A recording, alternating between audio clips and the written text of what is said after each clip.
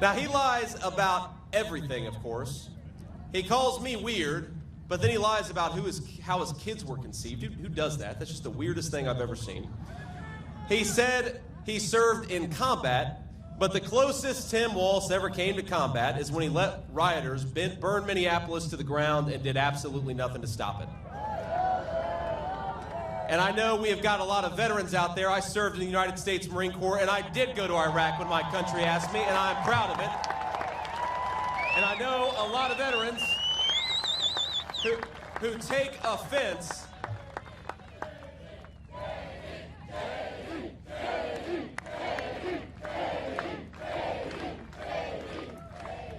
But there are a lot of veterans from across our military who don't like it when other people lie about their service for military gain, and that's exactly what Tim Walz did. It is a slap in the face to all veterans, and it's not just from Tim Walz. Kamala Harris not only chooses to stand by this man, because in spite of his dishonesty, she actually chose him to become her vice president to begin with.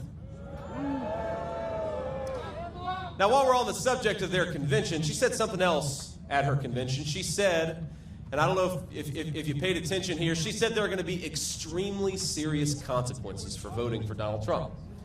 Now, Kamala, I've got two responses to that. First of all, that is not a very presidential thing to say. Is she the vice president or the vice principal, warning about very serious consequences, whining at people for telling a joke instead of trying to persuade them that she deserves to be their president? I'm sick of people like that.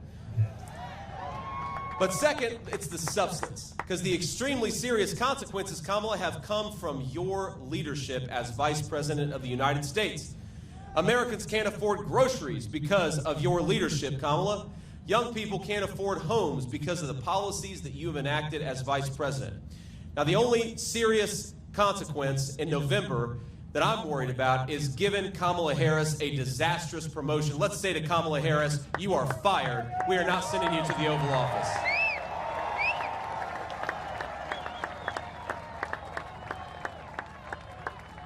Now, my favorite line from Kamala is she says, if you elect her president, she's going to fix it all on day one. Well, Kamala, I hate to break it to you, but day one was 1,300 days ago. You've been vice president for 3.5 years. What the hell have you been doing during all that time? The message from this crowd and this state of Michigan is you had your chance, you failed, and we're not giving you a promotion.